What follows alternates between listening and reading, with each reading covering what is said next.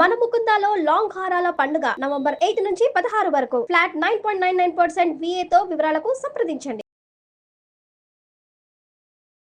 నమస్తే రమ్మగారు. నమస్తే జయ. మరి సింహాసనం కోసం వచ్చినటువంటి భోజుడు తర్వాత ఏం చేశాడు, ఎక్కడికి వెళ్ళాడు, మెట్టు ఎక్కాడా ఎక్కలేదా, ఏం చేశాడు రమ్మగారు? ఎక్కాడు, ఎక్కుతాడు, ఎక్కుతూనే ఉంటాడు. ఆయన ట్రై చేస్తూనే ఉంటాడు, ప్రయత్నం చేయకుండా మానడు.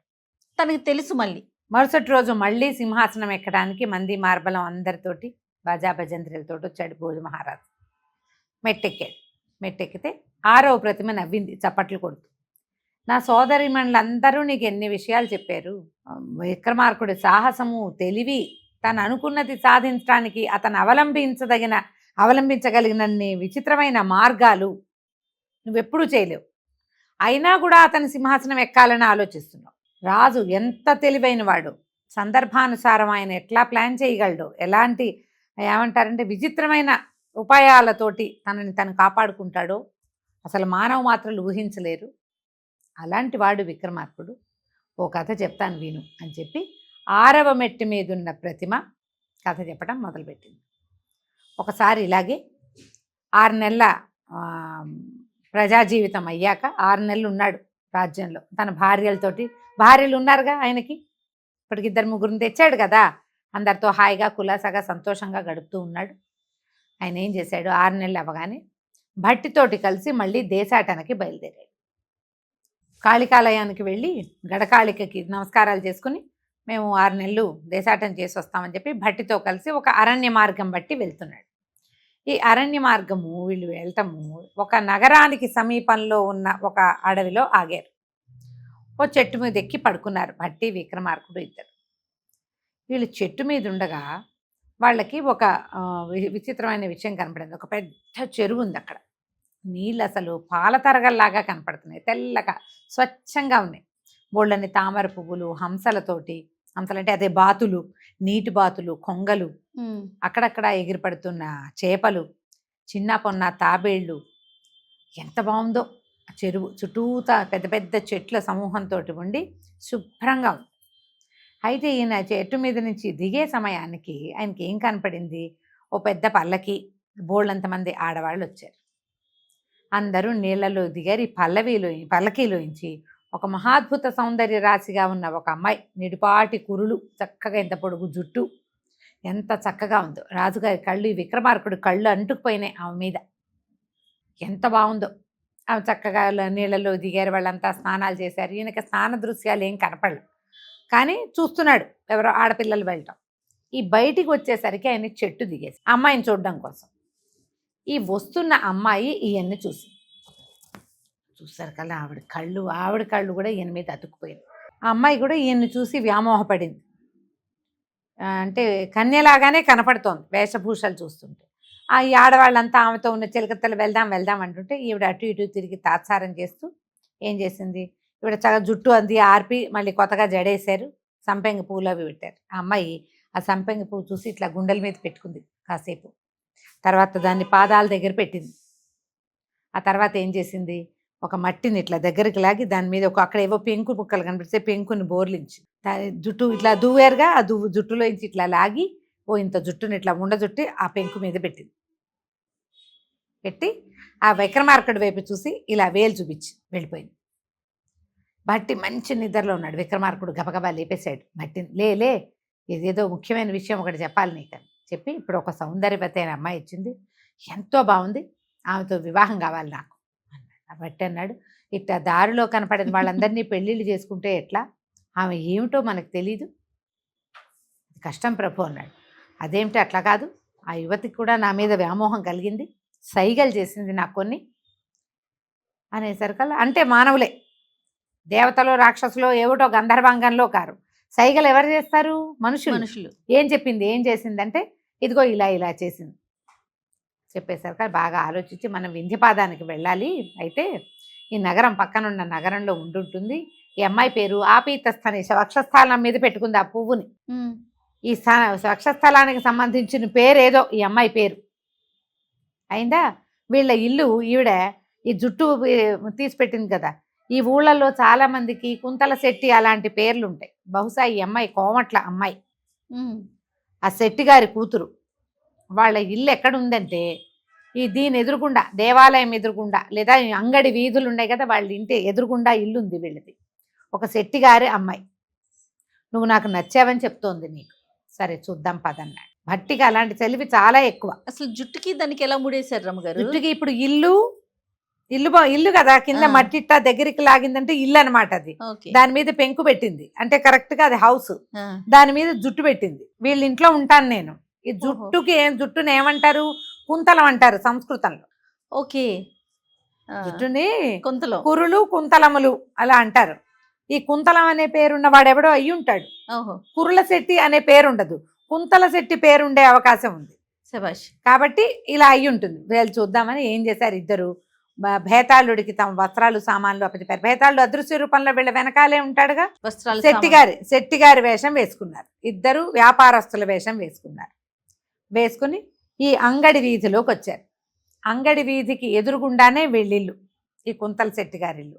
ఈ శెట్టిగారిని పేరు కనుక్కుని ఈయనకి ఎవరున్నారు ఏమిటంటే, ఈయన ఒక మహాద్భుత సౌందర్య రాసైన పుత్రికారత్నం ఉంది, అది తెలుసుకున్నారు. సో ఇది అమ్మాయి అయ్యి ఉండాలి. ఆయన దగ్గరికి వెళ్ళారు, కుంతల శెట్టిగారి దగ్గరికి వెళ్ళి, మేము వ్యాపారస్తులమండి, మరి ఈ ఊర్లో వ్యాపారం చేయడానికి కొంతమంది సమూహంతో కలిసి వచ్చాము, మా కుటుంబ సభ్యులు స్నేహితులు అంతా కలిసి వచ్చాము. మేము అడవిలో ఒక చెట్టు కింద వాళ్ళందరినీ అట్టపెట్టి నీళ్లు తేవటానికి వెళ్ళాము. మేము తిరిగి వచ్చేసరికి వాళ్ళేమో వెళ్ళిపోయారు, ఎటు వెళ్ళిపోయారో తెలియలేదు. అక్కడంతా కనుక్కుంటే కుంతల శెట్టి గారిని మహానుభావులు ఒక ఆయన ఉన్నాడు, ఆయన చాలా సహాయం చేస్తాడు. శెట్టి వంశానికి చెందిన వాళ్ళు ఎవరైనా వ్యాపారస్తులు ఇబ్బందుల్లో ఉంటే ఆయన సహాయం చేస్తాడని తెలుసుకుని మేము మీ దగ్గరకు వచ్చామండి అన్నారు. అనేసరికల్లా ఆయన ఇదిగా అలా మర్యాదగా మాట్లాడి, ఏముంది నాయన, మన చేతిలో పని, మన జాతిలో ఒక జాతివాడు స్వజాతికి ఎంతో కొంత సహాయం చేయాలి కదా, మీరు మా ఇంట్లో ఉండండి, మీ వాళ్ళని వెతుక్కుందరు కానీ ఏదైనా వలసిన వ్యాపారం కూడా చేసుకుందరు కానీ అవకాశం ఉంటే అది కూడా చేయిస్తాను అని చెప్పి తమ ఇంటికి ఎదురుగుండానే ఈ అంగడి వీధి ఉందా, దాని ఎదురుగుండానే వాళ్ళ ఇల్లు, అందులోకి పంపించాడు. పంపించి మీరు వెళ్ళండి ఉండండి అన్నాడు. అయితే వీళ్ళు ఏమన్నారు, ప్రస్తుతం మాకు వంట చేసుకోవడానికి ఏదైనా దినుసులు ఇప్పించండి, భోజనం చేశాక అప్పుడు ఆలోచిస్తామన్నారు. అనేసరికి పనివాడిని కేకేసి, ఒరే అమ్మాయి దగ్గరికి వెళ్ళి మరి వీళ్ళకి పప్పులు ఉప్పులు కావాల్సిన సామాన్లు ఇప్పించు. లోపలికి వెళ్ళారు. ఆ ఇంట్లోకి వెళ్ళేసరికల్లా అమ్మాయి లోపల గజ్జలు చప్పుడు అవి వినపడుతున్నాయి. పనివాడు కేకేశాడు, అమ్మాయి గారు అండి, వీళ్ళెవరో నాన్నగారు ఎవరినో పంపించారంటే బయటకు వచ్చింది. చూస్తే ఈ అమ్మాయి సిట్యువేషన్లో ఉన్నవాడిని ముందు గుర్తుపట్ల. ఏమిటి అన్నది. ఏమిటి అనగానే మీ కుంతల శెట్టి గారి కూతురు అంటే, అవును నా పేరు ఆపీతస్తని, ఆ పిల్ల పేరు. అందుకే అమ్మాయి వక్షస్థలం మీద పెట్టుకుంది ఆ పువ్వుని, తన పేరు తెలియజేసింది. ఇప్పుడు అదే తెలిసింది. అయితే ఏమంది, ఏం కావాలి ఏమిటంటే పప్పులు ఉప్పులు అన్నీ ఇవ్వండి అనగానే, సరే ఈ అమ్మాయి సామాన్లు పట్టుకొచ్చే లోపల భేతాళుడు ఉంటాడు విక్రమార్కుడితో పాటు. ఇతను ఒక్కసారి తన ముఖాన్ని ఆ చెరువు దగ్గర చూసిన ముఖాన్ని చూపించాడు. చూపించేసరికి ఆవిడ సంతోషంతో, తన కోసమే వచ్చేసాడు వీడు.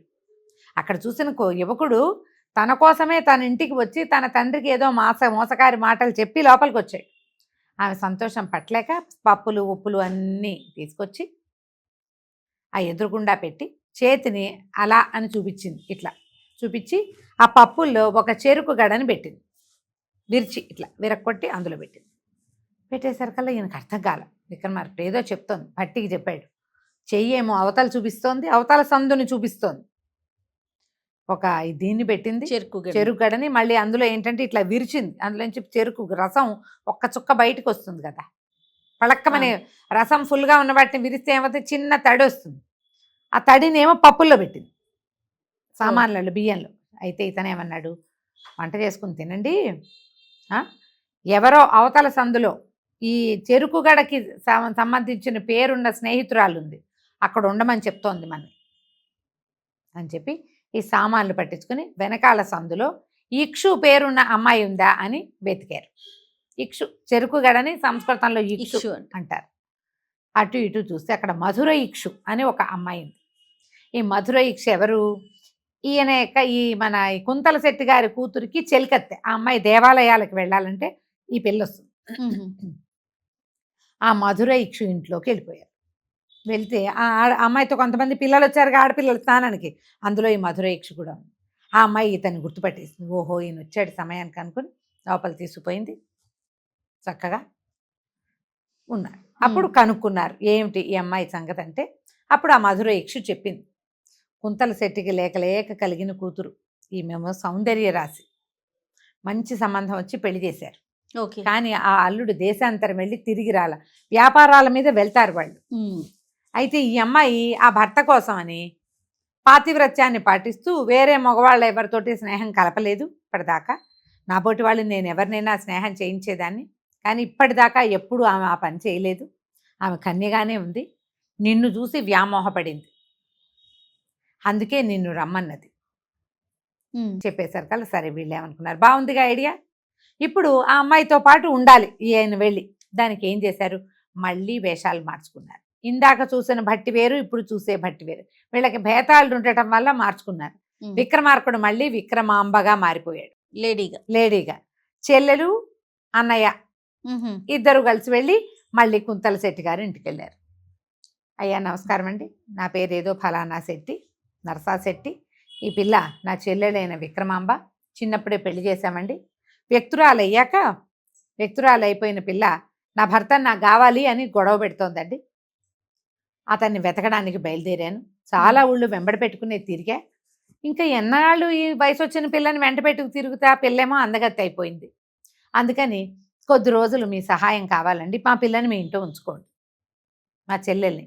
నేను వెళ్ళి ఈ అవతల ద్వీపాలలో ఎక్కడో ఉన్నాడని ఒక వార్త ఉంది, నేను పోయి మా అల్లుడిని, మా బావమరిదిని వెతికి తీసుకొస్తాను అనేసరికల్లా ఆయన అన్నాడు, కుంతల శెట్టి, అయ్యో నాయన మా పరిస్థితి కూడా ఇదే. మా పిల్ల అల్లుడు కూడా దేశాంతరం వెళ్ళి రాలేదు. మా పిల్ల అయితే నా మొగుడిని నాకు తెచ్చి అని గోల పెట్టట్లా, అలాగే ఏదో భర్త గల బ్రహ్మచర్యాన్ని అనుభవిస్తూ ఇంట్లోనే ఉంది. ఏం పర్వాలేదు నాయన, మా పిల్లకి మీ పిల్ల తోడు ఉంటుంది, నేను ఉంచుకుంటానులే అని చెప్పేసి కూతుర్ని కేకేసి, ఏ విక్రమాంబ ఈ అమ్మాయి పేరు, మన ఇంట్లో ఉంటుంది, నువ్వు సొంత చెల్లెలాగా చూసుకోవాలి ఈ పిల్లనని ఆ అమ్మాయికి, ఆ ఆపీతస్థానికి దీన్ని అప్పచెప్పారు, ఈ విక్రమాంబని అప్పచెప్పారు. భట్టి గారు జామ్ అని వెళ్ళిపోయాడు. అలా కావాల్సిందేంటి, ఈ విక్రమార్కుడిని అమ్మాయితో ఉంచటం అంతే. వాళ్ళిద్దరూ లోపలికి వెళ్ళిపోయారు. బాగా ఆ కబుర్లు ఈ కబుర్లు చెప్పుకున్నారు. నీ ఆపీతస్థానం ఏమిటి, నీ పేరు బాగుండలేదు, అమరావతి అని పెట్టుకుంటాను, ఎంత బాగుందో అమరావతి అంటే. నిన్ను చూస్తేనే స్వర్గం దిగొచ్చినంత అందంగా ఉన్నావు, దేవకన్యల్లే, కాబట్టి నీ పేరు అమరావతి, నన్ను నువ్వు విక్రమ అని పిలవచ్చు అని చెప్పింది. విక్రమ అమరావతి, విక్రమ అని పిలుచుకుంటూ సంతోషంగా 4-5 రోజులు ఉన్నారు. ఓ 3-4 రోజుల తర్వాత ఏమైంది, నాకు నిద్ర పట్టట్లేదు అని పదే ఈ విక్రమాంబ చెప్తుంటే, నా పక్క మెత్తగా ఉంటుంది, నువ్వు నాతో పాటు పడుకుందువు కానీ రమ్మని తన మంచం మీద పడుకోబెట్టుకోవడానికి తీసుకుపోయి, ఈ నిద్రలో ఉన్న అమరావతి పక్కకి తిరిగి తన పక్కనున్న ఈ విక్రమాంబ మీద కాలు చెయ్యి వేసేసరికి ఆమెకు తెలిసింది తన పక్కన పడుకున్నది స్త్రీ కాదు, పురుషుడు. ఆమె దీపం తెచ్చి చూసి తెలుసుకుంది, తన చెరువు దగ్గర చూసిన వాడే ఇతను. ఇక తండ్రికి తెలియకుండా వీళ్ళిద్దరూ కలిసి హాయిగా ఉండేవాడు, ఇంట్లోనే ఉన్నారు. రోజులు ఇట్లా గడుస్తున్నాయి.